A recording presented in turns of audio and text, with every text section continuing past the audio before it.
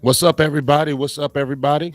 Make sure we live and hot and all that good stuff. Seems to be, yeah. Seems to be, yep. Right. Yep, there's some comment action yeah, there. There we go. We're What's good. up, Jay Lombardi? There we go. Let me get my microphone all together and stuff.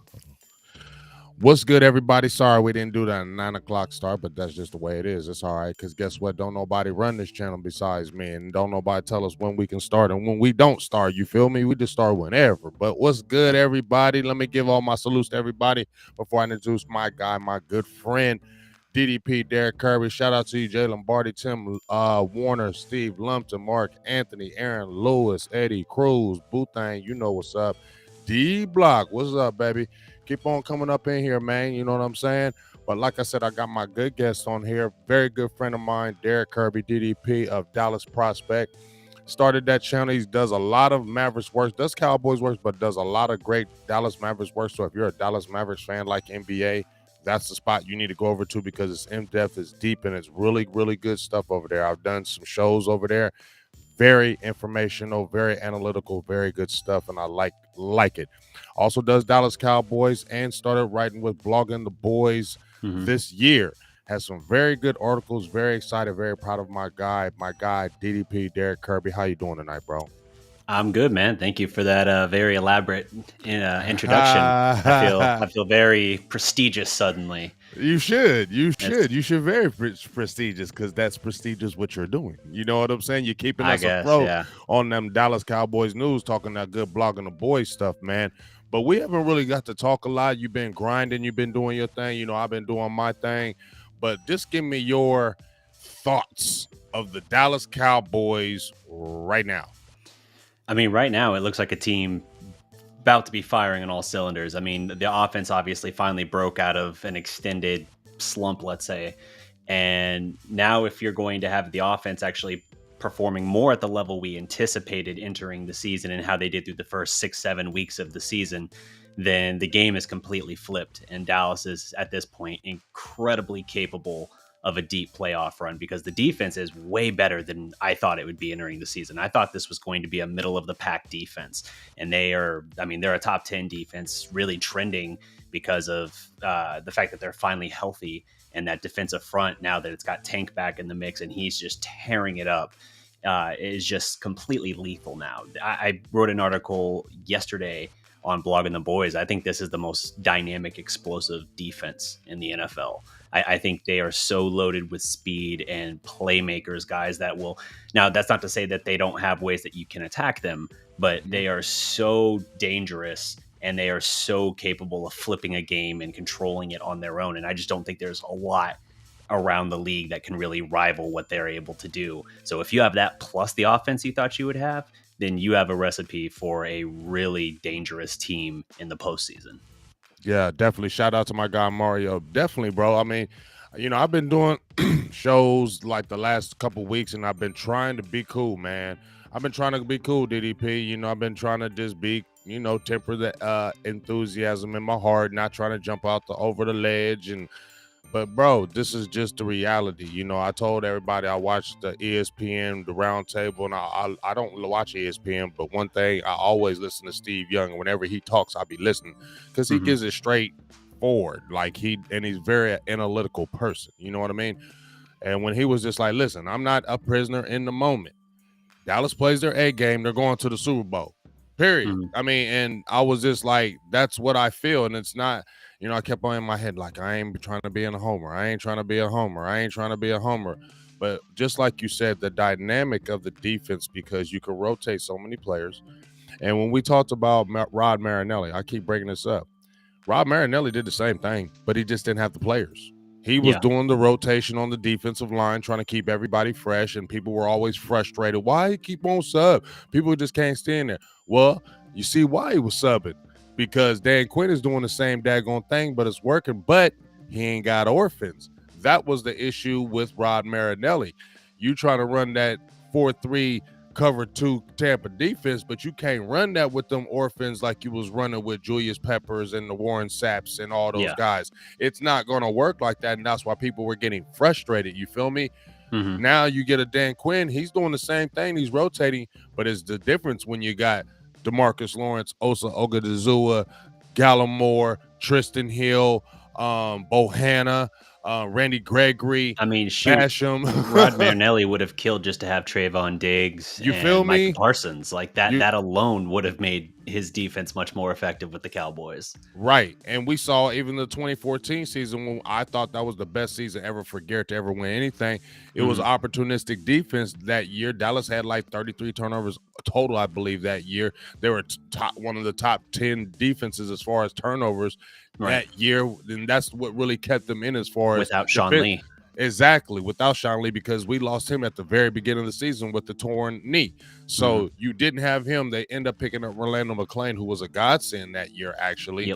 And we all were frustrated afterwards, but he was a godsend that year. But turnovers were big. And now this year, DDP, turnovers. Dallas leads the league in turnovers. They're number one in the league, and they stay consistently.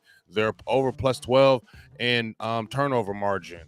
They're number one in the league in defense on third down percentage. I think they're at 31.2%. Right, and they've been consistently around that 30% to 34%, consistently pretty much all year with that defense. Tell me what really stands out in that defense. Dan Quinn, the Dan Quinn effect. Everybody's talking about the Dan Quinn effect right now. What do you think has really made that defense the way it is right now, in your opinion? I mean, part of it is you just have truly special players in there. Like Quinn deserves a lot of credit for how the defense is playing and his inventiveness with how he's utilizing Micah Parsons, which again is like a generational talent in himself. But the way that Quinn is utilizing him is very creative. It keeps teams on their toes. And the fact that you have these guys that can be flexible, you can bump Tank inside on certain rushes. Hell, they're lining up Micah inside sometimes. Like they're utilizing him so sparingly, it makes it almost impossible when you have three guys for that the opposing offense has to essentially double team or chip or whatever. It just makes it almost impossible to win. So even if Micah's only rushing 13 times a game towards the quarterback, he's getting home at an insane clip. And so you have a guy who, because he's so dynamic, he can cover well. And it's not the same as getting the quarterback sacks necessarily, but it makes it that much more impactful when he does rush the quarterback. And the fact that you don't have to just wear him down, beat him down, having him do nothing but that, I think is just another weapon to your advantage. So I think a lot of the looks that Quinn is utilizing with them, how he's putting guys in positions that aren't as conservative and it works to their strengths. I think that's a really big thing, is he actually kind of acknowledges what some of these guys are able to do, some of the unique things that they can bring to the table. And he's not asking them to play beyond themselves. And so you just have this perfect recipe where everybody is feeding off of each other. And the fact that you have just the character of this team being like it is. The Hot Boys thing always felt kind of forced to me. This, whatever this is now, I don't know that it has a name yet to it. I know Micah's giving animal names. I love it, dog. He said, what the funny thing is, he was like, what he was talking about. I thought the funniest part at the beginning when he was like, okay, I'm gonna name you gonna be this, and he's like, everybody wanted to be a lion. He said, no, there's only one lion. That's me. Right. Now I'm a Pride of Dallas would be pretty cool. You feel me? And I just love how he said that. And it's kind of funny because one thing I love about this kid, not just enthusiasm, I loved him when I first heard his first interview. I was like, okay, this dude is good and he knows how to talk and he's real, okay? But the thing I love about him, man, this kid is only 1 year older than my son. You feel me? And he has a lot of maturity beyond years. You can see that playful youthfulness, but he's still wise beyond his years, very mature beyond his years, a guy that studies, a guy that comes in, he wants to learn, he wants to get better. But just like you were saying, DDP, they can use different Quinn can use him in different ways. I think he's blitzed him like over 80 times, but it's in certain spots, and he can find weaknesses along the line because you got Tank, you got Randy Gregory, you got Gallimore, you got guys that can already attack that front. And when you got that, it leaves Micah Parsons open to be able to move him around, see what matchup. And one of the things when we were talking about Dan Quinn being on the sidelines, I think one of the reasons why Dan Quinn stays up in that booth is because I got a Micah Parsons right there. So we can look out down there and see those matchups and see those weak spots, and boom, let's go ahead and send Micah on his blitz right here in the next play. You get what I'm saying? Yep. Because you can see down there is different than when you're being front level. And I think that's one of the reasons why he stays up there, so he can find the weak spots in those offensive lines and use Micah to attack them. Also, you said something very, very big and important to me. Dan Quinn mentioned what you just said.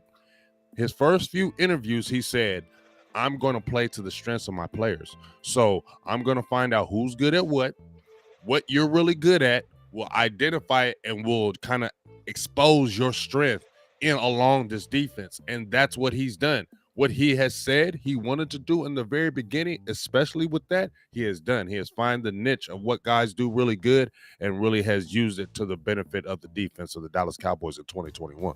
Oh, for sure. And I think about this too. Like, I was saying earlier, like the defense is a top 10 defense, and who knows how high they might have been rated had they not lost Tank for the first, well, not the first 10 weeks, but you know what I mean? If they hadn't missed him for so many games because of the broken foot.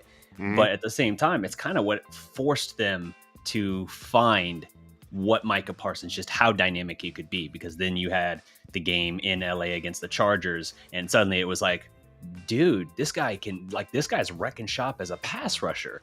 Like we knew we had some pass rush potential, and the Cowboys talked about that when they drafted him, but that they saw that a little bit, even though he hadn't done a ton of it with college.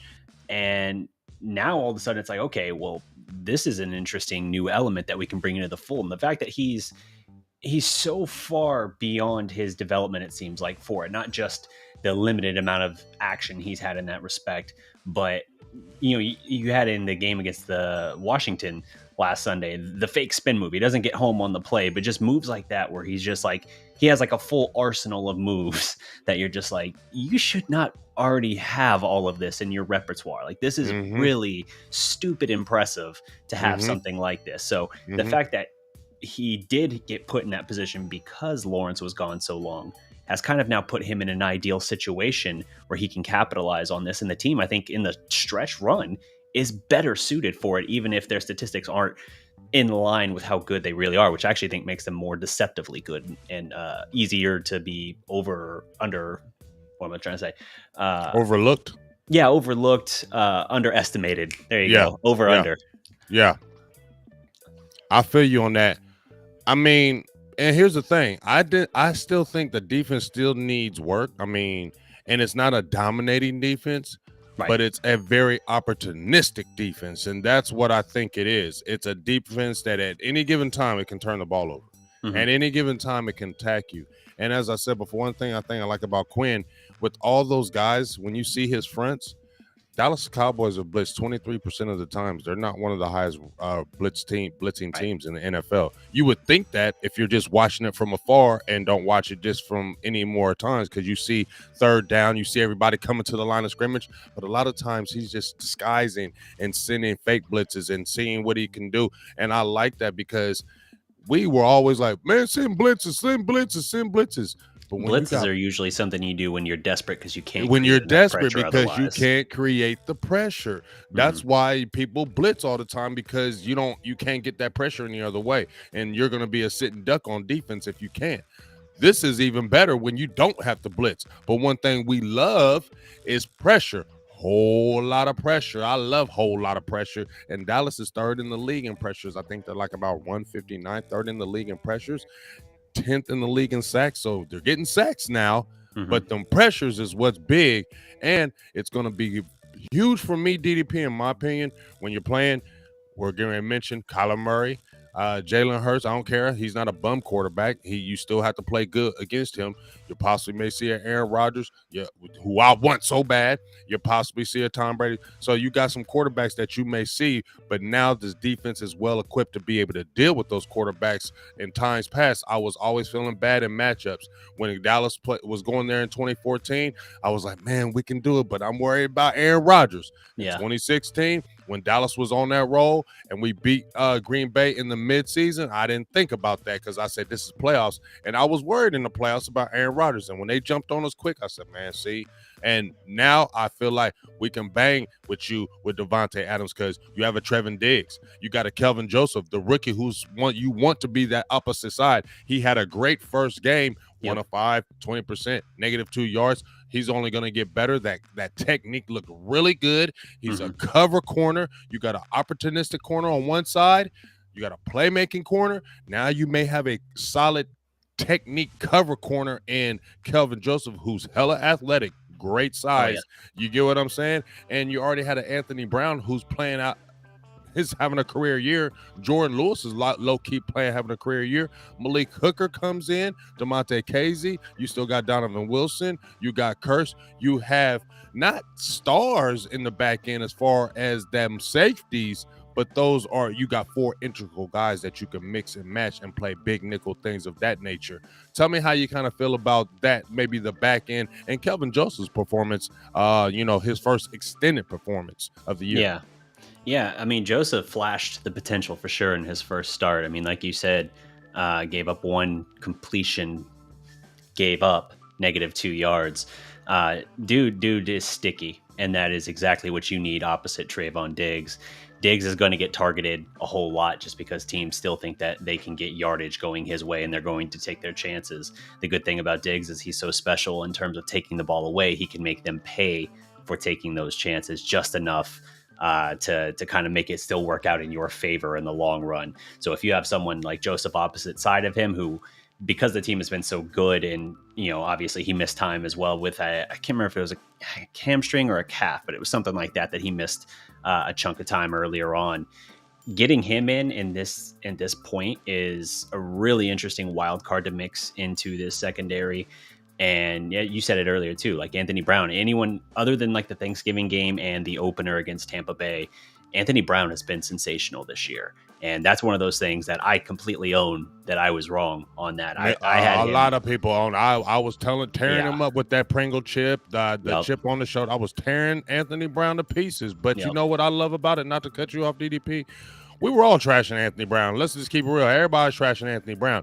But one thing I noticed, the football team, the Cowboys defense, the football team, when Anthony Brown got his last interception, I believe, everybody was jumping up there, tapping him on his head, saying, we believe in you. We ain't listening to what everybody else is saying on the outside. Everybody in the locker room believes in you. And like you said, he's having a career year. I think it's like 53, 54% against him. And Trevin Diggs, him in like 1 and 2 yards. The completion percentage against. Obviously, he has the 11 interceptions, but he has 3 interceptions, one of his highest in his career. I think it is a career high. I think it's a career high. 69 tackles, that's a career high for him. And he only has 5 missed tackles on the whole year. And he has 5 penalties, but it was 4 in the one Raiders game. Yeah. The one was only against Minnesota, and that was a legal contact. Other than that, no penalties. So we got to give him some props out here, right? Oh, for sure. Yeah. I mean, he is been so much better than I expected coming into the year. I actually had him as one of those guys kind of in danger on the bubble in camp, even for if they had a bigger name release of some kind. Now, the other one I had on the list ended up not being then, ended up coming a few weeks later into the season, that being Jalen Smith. Right. But I had Brown on the bubble, and he has absolutely stepped up, and I was completely wrong on that. But you mentioned as well, Jordan Lewis has been great. You've gotten good play at times out of KZ. I really like even Donovan Wilson, what he's bringing to the table. There's just a lot of guys that I'm really pleased with. If there's one guy that I had a little bit higher hopes for, I would say probably Keanu Neal. That's really the only guy that I feel like they brought in that didn't work out. And that's the thing too. Like, how many times have we looked at previous years and said like, okay, well, here's all the orphans, if you will, the guys that they brought in, the bargain bin free agents, and like none of them work out. Just look literally the year before, none of them worked out. Right. And now it's like they hit on like basically 9 out of 10.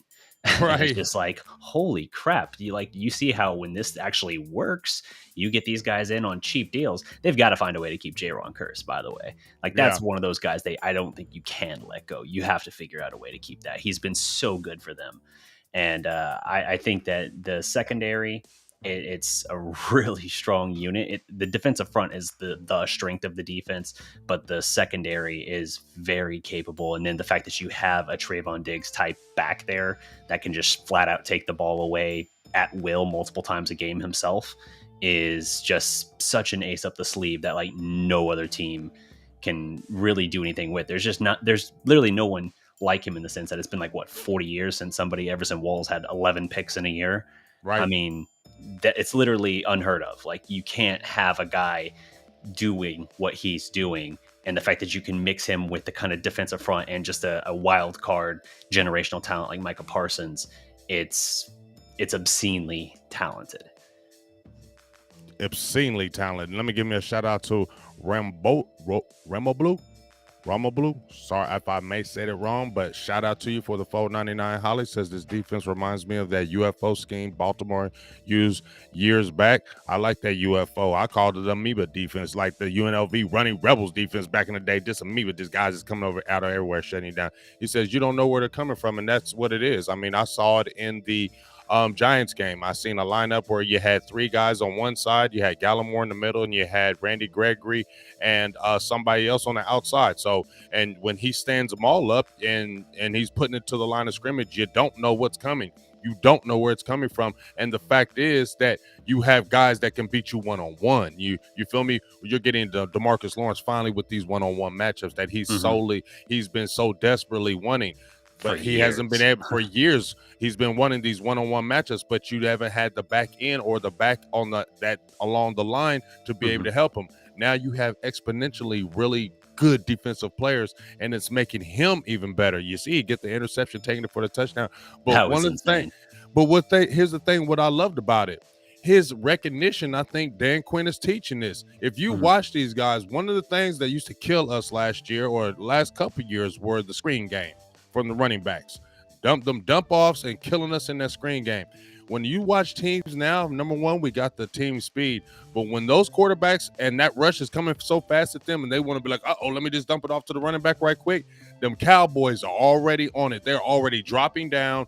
DeMarcus Lawrence is already breaking back and looking. That's how he got that interception. Randy Gregory, when he got the tip interception the week before, with Washington, he watched it. He sat back, and Dan Quinn is teaching that because I feel like he went back and saw the old tape and said, this is what we were getting killed with, so we're not going to allow that to happen this year with this defense nor this team. So, like I said, I feel like they're peaking at the right time. I'm excited, but let's jump onto this matchup right quick because there's a quarterback that we're going to deal with because everybody's been, you ain't played nobody. You ain't played no quarterback, blah, blah, blah. Well, now you finally got a quarterback that you can say, okay, well, we're going against the guy in Kyler Murray. And the reason why I like to talk about this is because Oklahoma is your favorite team, and they're playing right now. Oklahoma is your favorite squad. You had a podcast with doing Oklahoma Sooners, so you are an Oklahoma Sooner Booner. I'm a Texas Longhorn, so we already know about that. But give me your thoughts on Kyler Murray, because you got to see him in college. Now he's here with Arizona. What do you think about Kyler Murray, and what really makes him good? Kyler Murray is kind of like when you create a player in Madden. And you jack up all the stats as far as the elusiveness, the speed, the arm strength. The guy is a bona fide cheat code. He doesn't have the size, and that was always the big knock that people had against him for why they said he wouldn't succeed. But the guy's physical attributes and ability are undeniable. I mean, he's arguably the best high school Texas quarterback ever from Allen, Texas. Allen High School, excuse me. And really, really talented player. But I think it's also a good challenge for the defense because, yes, he is unique. He does have speed. Micah Parsons, as fast as he is, as obscenely fast as he is, he acknowledged, Kyler's faster than me. CeeDee Lamb said the same thing, which no one really thought CeeDee was faster than Kyler. Right. But, Micah Parsons, 4.39 or whatever speed, Kyler is faster than him. But, that's why he likened him today to like a cheetah. Like, okay, well, I'm a lion. He's a cheetah. If I was hunting alone, maybe it would be, a little more concerning, but we got a whole pack here. Of course, then you change up the animals, but it's the whole idea is Kyler Murray, you have to try and contain him as much as possible because he's going to extend plays. He's going to run around. And if he gets a seam, you mentioned earlier, you're a Texas fan. You saw it in the Red River game. My God, did I seen it? Dude gets a sliver of space. We had the game. We had the game. Well, you remember we had the game won. We was smacking Oklahoma, smacking them. Yep. And I won't forget that play. We was killing y'all, and he ran that touchdown. And 75 yards. When he ran that 5-yard touchdown tied up, I knew the game was over. I knew when he ran that play. That was the Dicker game-winning field goal. So you did win that game, but the Big 12 title game, OU got you back on that. But he's phenomenally talented. Now, that said, he and the Cardinals have been struggling recently. Obviously, they've lost 3 in a row. They started the year 7-0. And they've kind of tapered off now. They've dropped in the last couple of weeks from the 1 seed all the way down to the 5. And they are really struggling, and he's struggling. Obviously, they're without Hopkins until the playoffs, and that's huge. Like their offense has not looked at all the same, even with Kyler coming back. And he missed a bunch of time with the ankle, but he's not a guy that makes a lot of mistakes. He's had 0 turnover, according to Pro Football Focus, 0 turnover-worthy throws against the blitz this year, which that's an interesting thing too that you were talking about earlier. Dallas isn't super high on the blitzing front. They create pressure more organically than that. And I think that's going to be huge here. So the fact that you have someone that can bring that kind of dynamic to it, he's not going to make a lot of mistakes. What you have to try and do is contain him as much as you can. And the fact that he's without his number 1 option has really hurt his efficiency in this 3-game losing streak here. He's not been producing anywhere near the Pro Bowl levels that he obviously was able to put up beforehand. He kind of coasted into the Pro Bowl nomination that way, based on his earlier body of work. But yeah, he's a very good challenge, I think, for this defense. Some people, I think, even in the comments earlier, kind of mentioned like, well, who has Dallas played quarterback wise? I get it. People don't have the same level of respect for like a Jalen Hurts, for example, but you still, one, you can only play the quarterbacks that are there in front of you. But I think Murray is a really good test because as dynamic as I think this defense is, I think Kyler Murray is next to Lamar Jackson about as dynamic of a dual threat quarterback as you could possibly go up against. And I think he's a better passer than Jackson. So it's very interesting to see. It's a good measuring stick, I think, even with the Cardinals kind of limping into this game a little bit. Yeah, he's 8-0. He's 8-0 at AT&T Stadium for his career, high school, college, pro. So that's another thing to keep an eye on. Yeah, so and people talking about payback because what he said, Dallas's ass. I ain't worried about that. I ain't worried about his little comments or anything he said, because I remember when he said all that, he came to Dallas last year and was only 9-24 for 188 yards. He had the big bomb to Christian Kirk because he had bad coverage, and he got the 80-yarder. Other than that, he didn't look good throwing the ball. He was running that ball, you know what I'm saying? And that's, I think, the main thing that we're going to have to keep our eye on. Keeping him contained in that pocket, you know what I mean? Not letting him extend plays with his feet. And once he gets outside of that pocket, man, he's dangerous because he can start running and fling it at the last second and get it down there. And next thing you know, bam.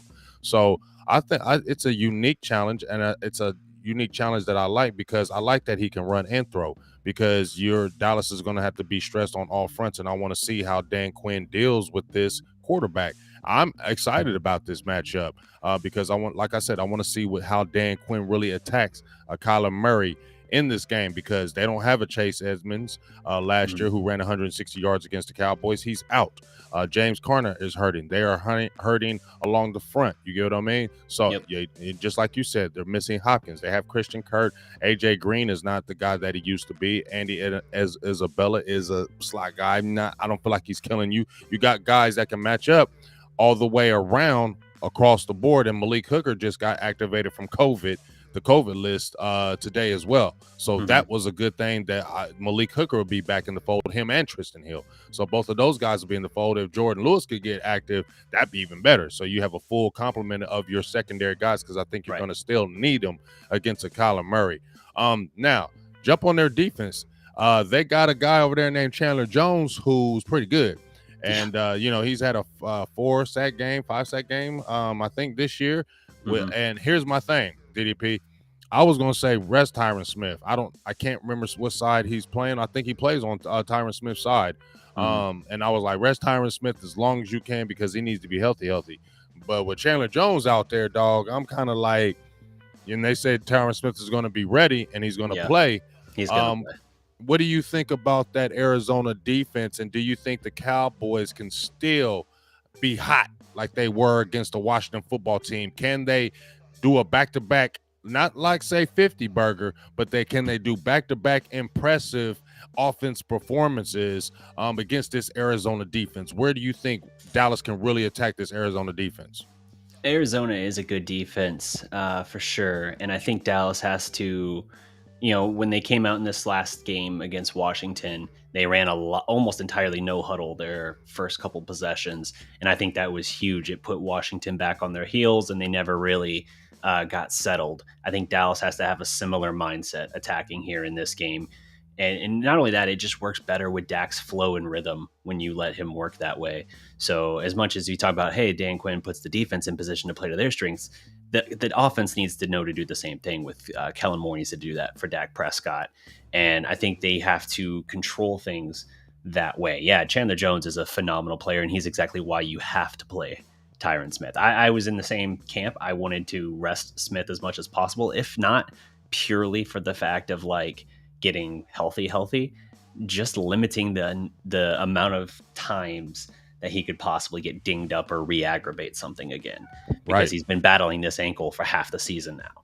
So yeah, I don't like the idea that they have to play him, but because the 1 seed is so crucial, your offense on the road this year, especially like red zone conversion, is bottom 3. But I you know. go at home and it's otherworldly. It's so That's much top better. 5. Yeah, top five at home. And Dak Prescott, his personal stats are vastly better at home than they are on the road. The 1 seed is everything to this team. And I normally am not a guy that would obsessively chase after that. But when you see numbers that striking, you kind of have to acknowledge, like, okay, they That's what really made need. DDP. That's what made me switch, because I'm not switching. If Dallas were to go to Green Bay, I'm not scared of that. I would be all on that. I would, because the defense can travel. You got Tony Pollard and Ezekiel Elliott looks like he's getting healthier as well. Tony Mhm. Pollard looks back explosive again. That running game can carry, and that defense can carry. So I'm not scared to go to anywhere, especially no Green Bay. Right. But when a friend of mine had mentioned what we just talked about, when he told me, he said, "Hey man, I got a stat for you." He said Dallas is second in the league in red zone at home. You know what I'm saying, in the red zone percentage, and they're like 28th, Mhm. 29th on the road in the red zone. And I'm like, whoa, that is kind of big. And the way I heard Mike McCarthy say, man, that energy in the crowd at Washington Yep. was really ridiculous, dog. It's been a long time since we had that. And I was feeling it, and I'm like, dang, I kind of maybe would like to play Yeah. all the games at home with if the energy is like that, and those numbers are exponentially better with Dak Prescott. I kind of would like to stay at home too, but I ain't scared Yeah. to travel. You feel me? Yeah, I think you're capable. I mean, if you have a defense playing the way they are now, you're capable of winning, even if you have to go on the road, even if it means traveling to Green Bay. That said, I would much rather, just like we talk about putting the players in their best position to succeed, as the team overall, it matters a lot. Like if you look at their record, home versus away, it's almost a toss up. It's pretty even, but it's so different when you look at it in this situation as far as red zone efficiency. And that's what matters, because if you have an opportunistic defense and you compare that with an offense that's just doing what it needs to do and putting points up on the board, then you're going to take care of everything.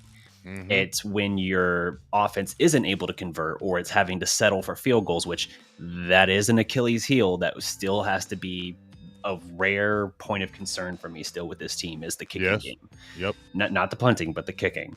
That is still a concern. And if we're having to rely on a lot of field goal kicks and then keep asking the defense to either keep the other team out of the end zone, which they've been actually pretty good at this year, they're turning teams over about as often as they're giving up touchdowns. Right. But if you're asking them to do that while the offense is only getting maybe 3 points out of a possession each time, then that's where you could have the defense wear down. And that is an area of concern for me. I think the defense thrives off of that energy and knowing the offense is putting up its stats and carrying their load.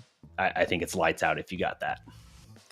You said something to me, and I think a lot of people can agree with that. I think we all see it from afar.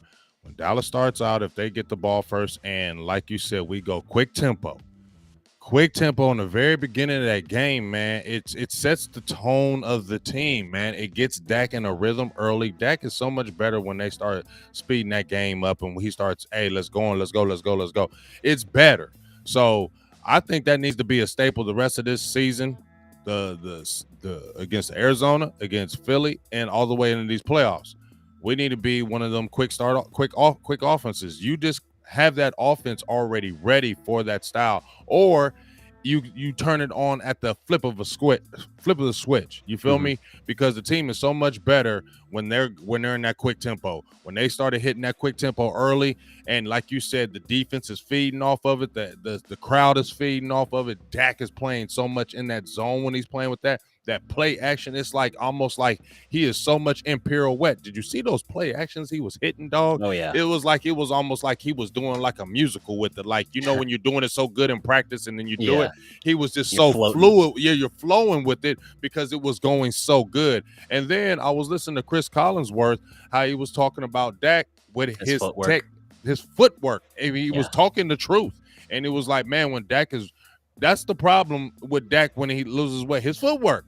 Because he's not like the Aaron Rodgers natural guy that maybe his footwork can be off, but he has such that arm and laser technique. He can still get that ball there like that. Dak, if he loses his way on his footwork, that's when that ball goes a little bit, loses its way, and it's different. So that's why he was out there shaking them hips and doing that, because he recognized I'm better with my footwork. We saw how much of a better quarterback he became when his footwork got better. And shout out to John Kitna for that, because we both agreed, and a lot of people agreed, John Kitna was a godsend that year that he was with Dak, and I feel like he made him even better. So sad that John Kitna left, because if John Kitna was still on this staff with these guys, wait, that would be nasty. It would be very impressive to have that for sure. Because, I agree. He was a huge help for Dak's development, and Dak taking that step out of good to moving towards like elite, like top 5. Definitely. I think a lot of that credit goes to Kitna. Yeah, definitely not. And shout out to what he did, man. He definitely got, just like my dog, Boss Cowboy. Shout out to Boss Cowboy Sports in here. Love you, big dog. Boss is saying that same thing, man. That footwork became clean. It really cleaned up when John Kitna got there, and it really kind of set the tone for Dak, like kind of afterwards. Kind of put him like in gave him a foundation, if I want to say it, gave him a foundation, and he's kind of grown off of that. So, and I hope they stay in contact, but you know what? It's just a really good thing. So when we're talking about offense, defense, I want to talk about another thing, special teams. Okay. Yeah. Now, you mentioned special team in the kicking game. Now, the kicking and punting game, I think scoring the thing, I think they're still like a top 2 or 3 scoring, and from the field goal and punting perspective, a field goal and extra points, Dallas is tops, because I think Greg Zuerlein, I'm not sure, I think he's like 84-85% hovering around that range. We know about the extra points, right? But the punting game has been very good. But what do you think about Bones Fossil? 3 block punts, 2 return for touchdowns. He gets me mad as hell, because it'd be 4th and 2, and I'm like, man, please don't risk it. Don't do it. Yeah, don't do it, because he going after it, like he going after it, dog, like he's going after it. And here's the thing, I'm yelling at him, but at the same time, my head like, bro, ain't you talking? Weren't we crying about? We ain't aggressive enough. We ain't aggressive enough. And they're blocking punts like they block them to get them to score. You know what I'm saying? They ain't just block. They're blocking them to get them to score.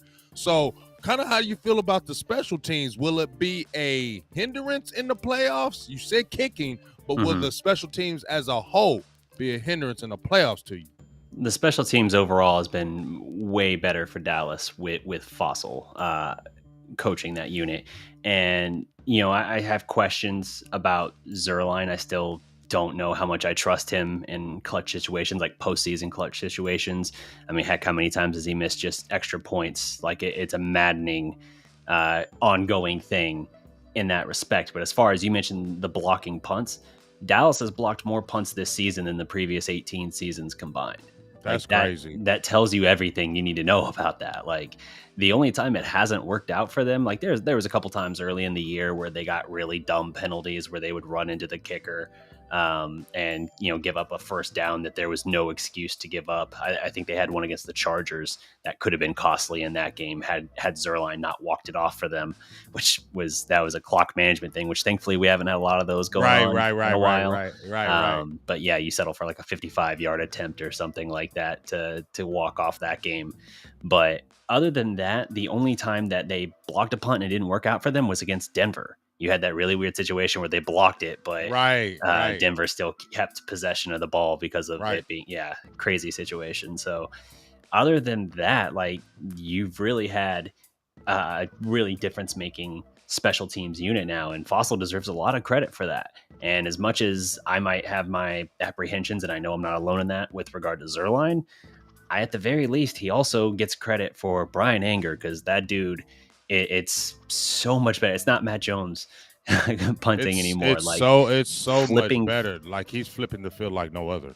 Really, really well. And he's pinning teams deep. Like he might not be pinning them at the 1 yard line or 5 yard line, which might be why some casual fans don't necessarily go like, what do you mean he's that great? Is he really doing that much? Like they might not see it because he's not doing that a whole lot, but the way he's flipping the field and he's pinning them inside their own 10 is so valuable, especially to a defense like this. It makes things so much easier for them to know, like, oh, if they want to do something against us, they got to go like 85, 90 yards. They don't, it's not having to go 75 yards. Like it just makes it that much more to our advantage, more opportunity to take it away. Exactly. More opportunities to take it away. And I'm feeling you with that. Now, I got a question. Shout out to William Kill. He says, BGJ and DDP, what are your keys for this game? I'm going to let you go first, DDP. I know I got mine. I think obviously you gotta find a way to keep Kyler contained.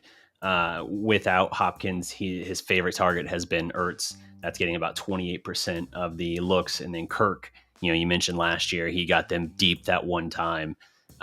That's going to be something as well. I think they're going to look for the big play, and they're probably going to go after Trayvon, trying to generate that. But if you can keep Kyler contained, keep him from hurting you too much on the ground with his legs, I think you have a chance with the kind of pressure you can generate and the back end of the defense to really make it a long day for him. You mentioned last year, what was he, like 9 for 21 or something like that? He was not.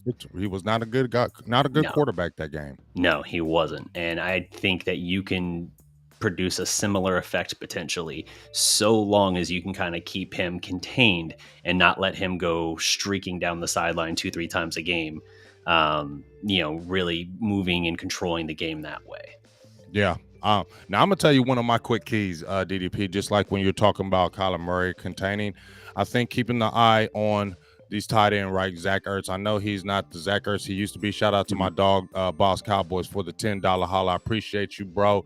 Really appreciate you. Go check out Boss Cowboys, man. He's growing over there. 2K already over there on YouTube. He's been banging it over there. Him and the OC breakdowns, all that stuff. Truth over there. So I really go over there and support my guy. The final word, you know how we do. But keep that eye on Zach Ertz from our defense to their offense. Make sure that tight end doesn't do that work, okay?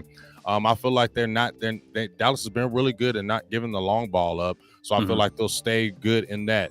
I just believe keep eye on Zach Ertz because I feel like he may go to him. Keep the running game to a minimum.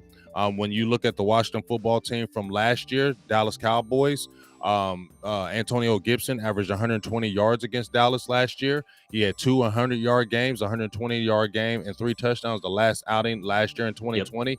So that was huge, stopping the run game, in my opinion. Stopping the run game was where it all starts with me. Gibson only averaged like 30 yards a game in those 2 matchups. That was a big reason. They couldn't run. When they can't run, now it's got to put it on the quarterback. If it puts it on the quarterback, now you got opportunistic guys that can pluck it out the air. You can rush that guy, and opportunities will come up for you to be able to take the ball away, for you to get a sack fumble, for you to produce something way to flip that field quicker. So keep that eye on Zach Ertz, in my opinion. Contain him. Maybe you spy Murray, because you got the guys that can do it. I don't know who you want to spy him with, but you can spy Murray that time. But keeping that running game to a minimum. They haven't had a 100-yard rusher against them since Taysom Hill. But, I mean, obviously he was Tim Tebow that night. But running backs, there's only been 2 running backs, I believe, that's got over 100 yards. Williams from Denver was the last running back, I believe. So they kept running backs under that. If they can do that again, keep that eye on Zach Ertz, keep Murray kind of in that pocket, maybe spy him, I think Dallas is going to have a very good opportunity. Now, I think these Arizona Cardinals, DDP, are going to come in here bringing it. I just feel like it's, even though they may be struggling, we all know everybody gets up for Dallas. That's just what it is. And Murray ain't going to be trying to, he's from Texas, man. He's going to try to turn up and show out. So this ain't going to be this some cakewalk Dallas coming there and whooping up on them. It's going to be a fight. But I feel like if the Cowboys get at them kind of early, they may fight early in that first quarter, second quarter, but I feel like Dallas dominance was really going to kind of overtake them. If we're talking about flipping the field from offense to defense, I feel like what we talked about early, DDP, get that offense on that quick snap, quick offense early. Get on them early. Quick snap, quick. Because, they got some injuries back there on that Cardinal side. I'm really surprised that Xavier Collins hasn't played in like 3 games. That's one of your top draft picks this year. He hasn't seen a lot of work, so I'm really kind of surprised about that. But I feel like if you put that pressure on them that way, coming at them with that quick offense, getting Zeke and those guys with the quick offense, Tony Pollard, the quick passes, get Amari Cooper involved early. We've seen what happens when he gets the ball early. We saw how much he opens the game for everybody else. And let's get Amari Cooper the ball early once again, so everybody can start working underneath. The CeeDee Lambs, the Dalton Schultz can work underneath, and then you can hit the Gallup for the deep ball. But quick offense, quick tempo. Amari Cooper sees that ball first, and then you can work everybody underneath. That's kind of my keys to the game, especially from the offensive side. And you mentioned as well the importance of kind of keeping their run game in check, so that it has to kind of put it on the quarterback, in this case Kyler. That's one of those things that I think not a lot of teams, I think, are capable of doing it against this Dallas defense. But because they are a more opportunistic defense, I do think if you have an offense that's capable of wearing them down, like just persistence, whether it's a good run game, doesn't have to be gashes. You don't have to gash them to do it, but just kind of keep grinding out these long drives, patient, methodical drives. I do think that is something that can wear down this Cowboys defense, although their run defense is much better from where it was, the past few years for sure. And I don't think Arizona is the team offensively that does that. That's not they're not that type of offense. Right. And so I feel that they're not going to be the ones to really punish this defense. I don't know how many teams are able to, for the full course of a game, do that type of thing I was just talking about. And that's why I said it's crucial that your offense be able to cash in its good drives, not just settle for field goals or, missed field goals or something like that. If your offense is able to give your defense some padding, then I think it's open season for the defense to have a field day. But if your defense is having to endure long drives, and then even if they're holding them to a field goal, if they're having to deal with a lot of long drives, it's going to wear them down over time a little bit. And so I think that's where your importance is with the offense. And I just don't think Arizona is capable of wearing down the defense in that way. And I think the Cowboys offense is finding a new gear. And if they do roll out some of that no huddle stuff, I think it's going to put them in a very advantageous situation. And you're going to see Amari Cooper get cooking early like he did against Washington. And you're going to start to see Michael Gallup, I think you were really close to seeing a deep bomb to Michael Gallup here real soon, now that the offense is starting to find some rhythm. I think that I'm glad you mentioned it because I think that's the Arizona game. I think Michael Gallup turns up. I think you getting Cooper involved early. I think Arizona needs to be a Michael Gallup game. Michael Gallup needs to get some shine. He need, it's exciting when he can, Michael Gallup won't see the ball. Next thing you know, he'll get it 3 or 4 times, and it's like, whoa, okay, it gets everything popping, everything going. So I think this might be a Michael Gallup game. I'm glad you brought him up. I'm gonna go ahead and put it in the air. It's going to be a Michael Gallup game against the Arizona Cardinals. Okay, now my guys in here, Tavis Banks, he be on it. Rondell Moore, yes, we definitely got to keep our eye on that young kid from Arizona. He's a good receiver, bro. He good. So we definitely got to keep our eye on Moore. But like you said, let's get Gallup out there. Let's kind of open the door with that. And as you said, DDP, the Dallas Cowboys, if we scored those touchdowns, because the reason why the Broncos beat up Dallas, because they had long extended drives. They ran the ball just like you were talking about. They had 2 guys that ran for 190 yards, but they had those long extended drives. That wore the defense down, and when Dallas was getting the ball, it was 3 and outs.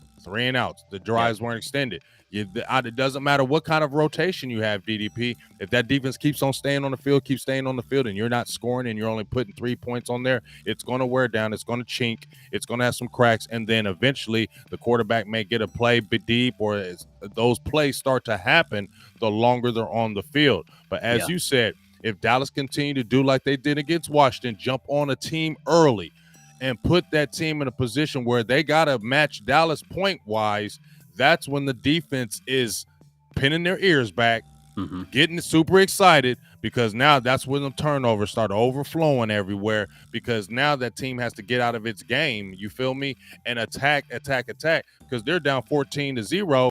Now they got to get out of their game, and this is what Dallas defense thrives and lives off now, because you're falling right into their hands, because they're going to pin their ears back, they're going to attack you, and we got guys that can pluck the ball out the air and flip the field and get right back there. So I think that's going to be huge.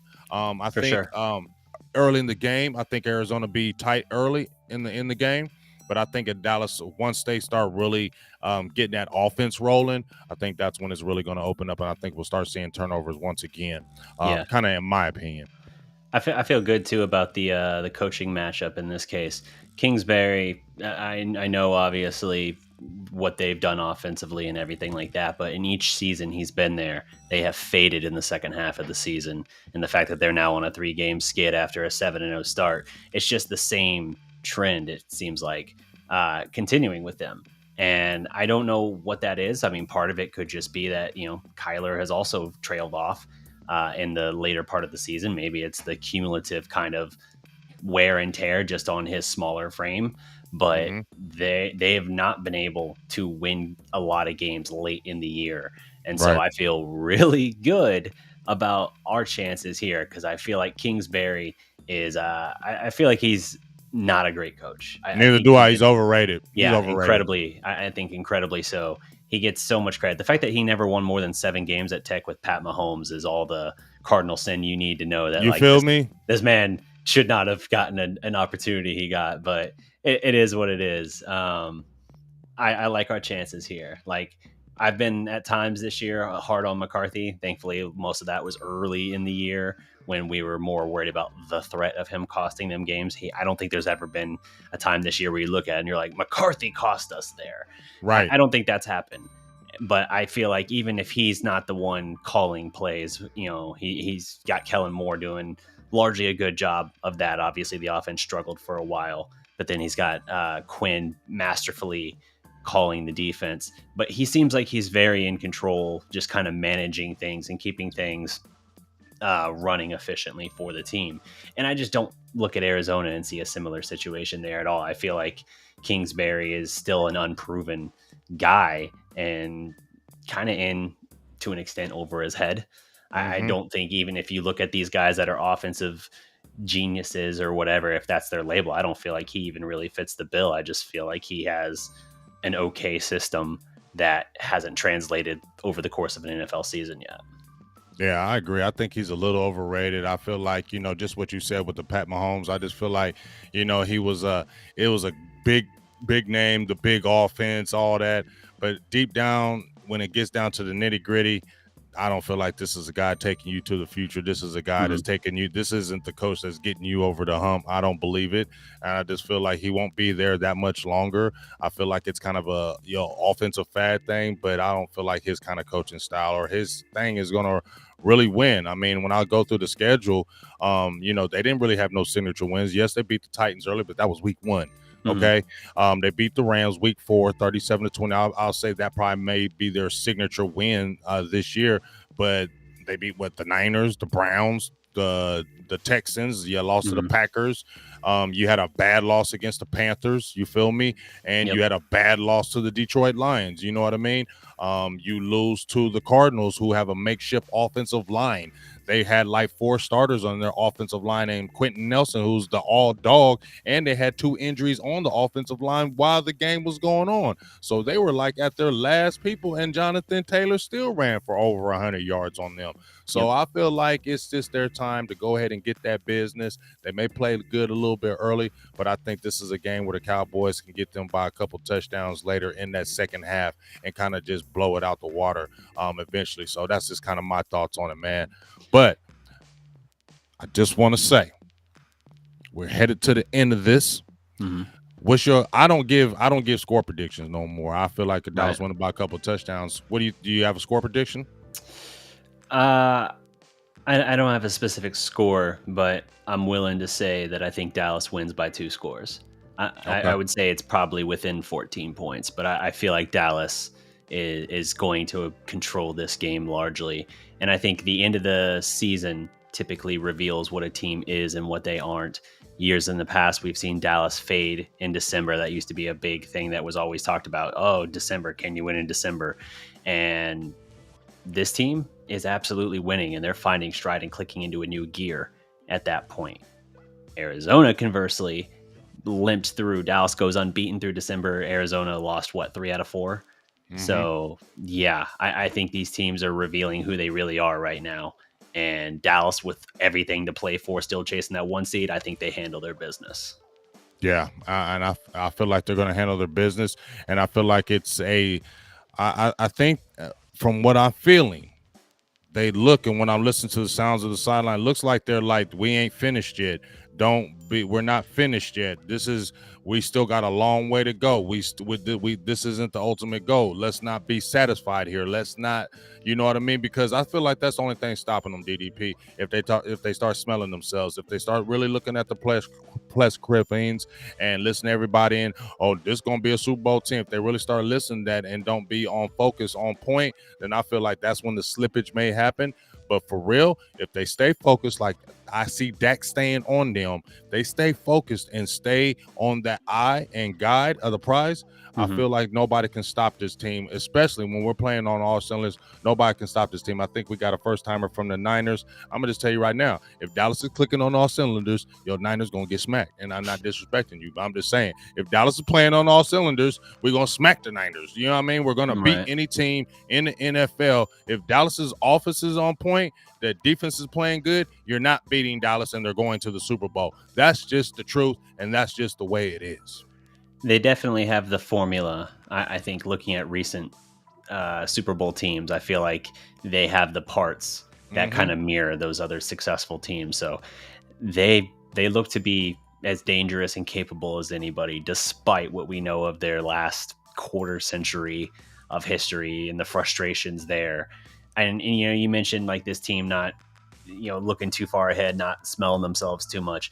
They're all season long have been talking about Super Bowl. Amari Cooper was literally in the first few Right. weeks of the season talking You're about right. that's their expectations. You're right. Like this team absolutely has been looking that way. That said, they're keeping a very grounded perspective in it. Like there's in the context they're talking about it. They're not saying like, oh, it doesn't matter because we're going to get there eventually, or it doesn't matter because come into the season we know where we're going to be. They're not talking about it in that respect. They're taking it day by day, week by week, and they're staying grounded in Micah Parsons and the fact that you have your rookie saying this. tells you everything about what kind of leader he already is. But basically, it's always animals with him.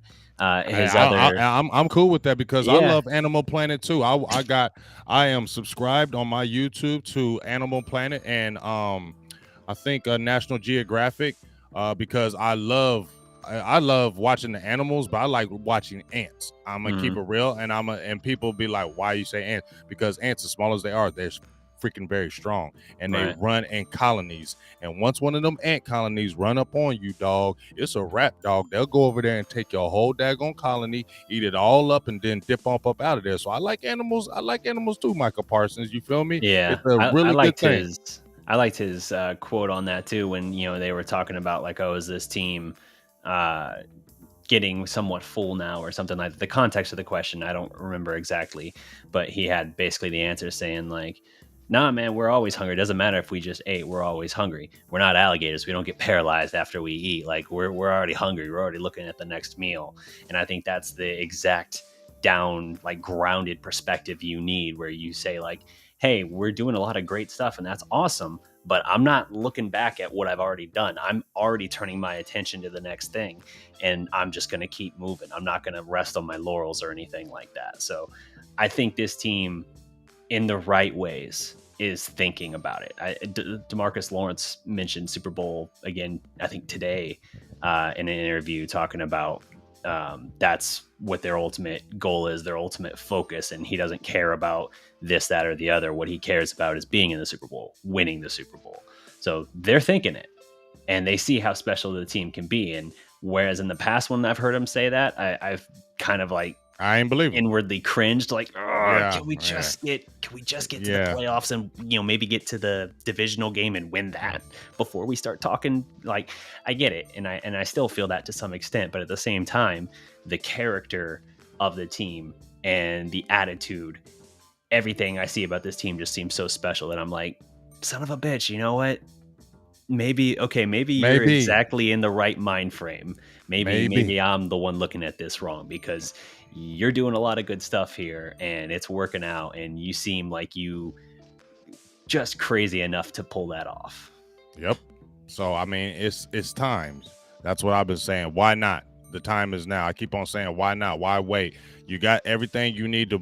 You got the Super Bowl ingredients, so why not go for it now?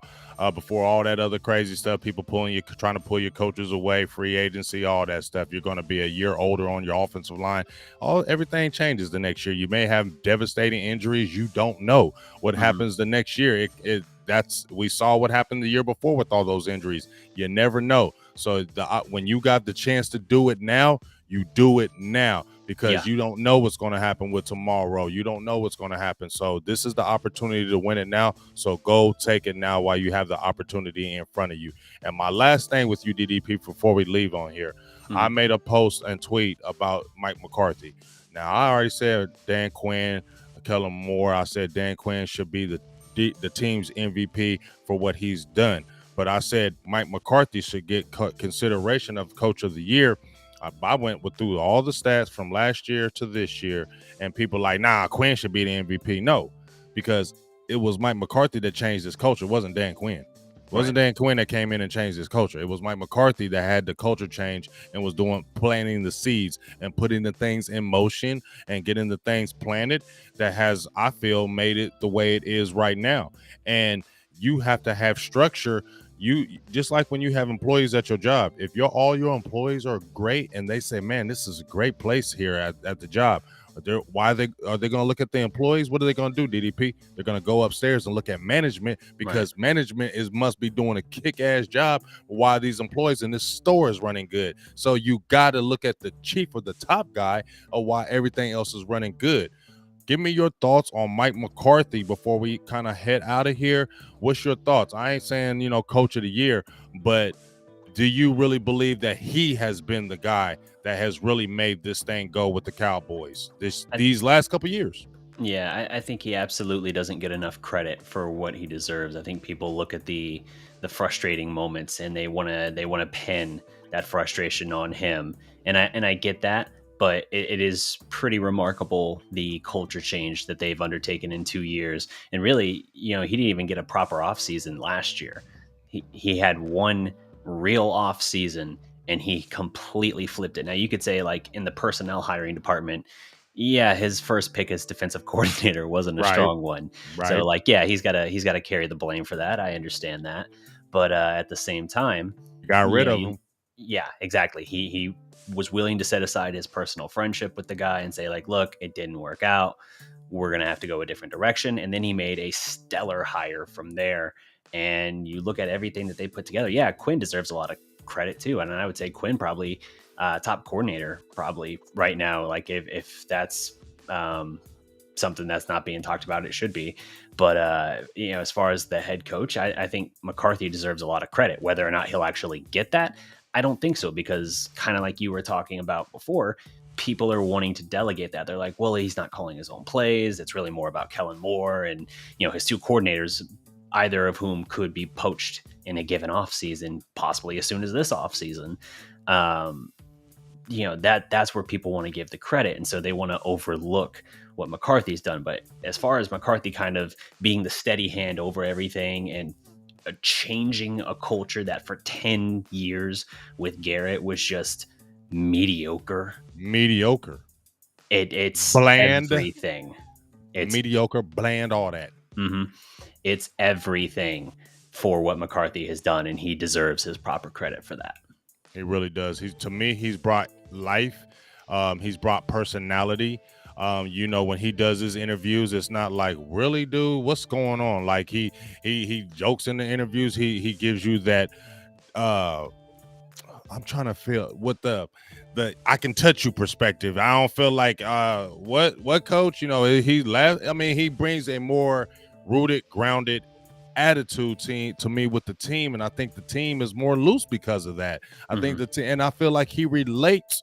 I'm sorry, I don't feel like Garrett related to the players like that. No. I don't feel players said it. A whole bunch of players said it, but I was thinking, you know what, y'all might just be hating because he might just be strict. But then when I just kept looking at Garrett, I'm like, yeah, I just feel like Mike McCarthy different. He deals with the players different. I feel like he has that more players coach type thing going on. And I feel like they really feel Mike McCarthy, and they don't have to talk about Mike McCarthy all the time, but I can see the play on the field is telling me that they like playing for him. You get what I'm Yeah. saying? Because I see happiness on that sideline. I see people happy. And if your coach is sorry and not doing this thing, them players ain't going to be on that sideline throwing their hands up, smacking their high fives. I know winning cures all that as well, but your head coach is the guy that should be getting the credit of that. And I think Mike McCarthy has done a hell of a job, especially with the expectation that was brought for him in Mhm. here. He's expected to come here and win a Super Bowl.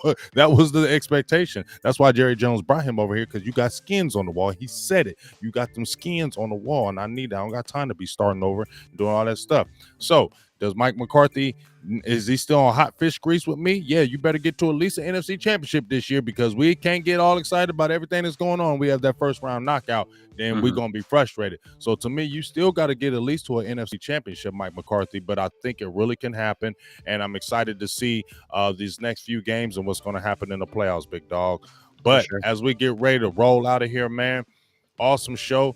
Great crowd. Shout out to my dog, Boss Cowboys, being in here. Steve Lumpton, my guy, Tavis Banks, Mascuzzo, everybody in the building. DJ Arudi said he was a San Francisco fan. He said, I ain't even a Cowboys fan, but smash them likes up in here. I really appreciate that, man. I really like that. And we've been getting a lot of opposing teams in here, and they've been pretty cool. So I really appreciate you guys as well.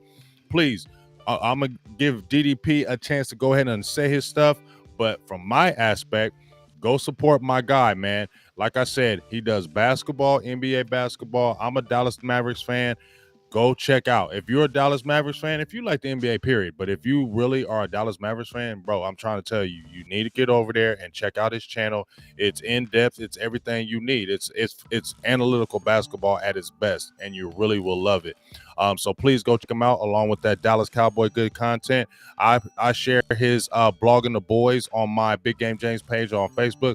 Please go check out his articles. They are fire, deep, in depth, all that good stuff, man. And like I said, he's allowed me to write on his Dallas prospect and gave me a platform to be able to do that. And I'm forever grateful for that. But go ahead, DDP, let them know what else that you got going on, and you know how they can always kind of check you out, big dog. Appreciate it, man. You guys can check me out on YouTube, as James said, The Dallas Prospect. You can also check out the website, thedallasprospect.com. Of course, I write for Blog and the Boys. I also write for some other sites as well, like Mavs Moneyball, The Smoking Cuban. But in general, you can always find me at The Dallas Prospect. And yeah, Mavericks, Cowboys, talk all that good stuff.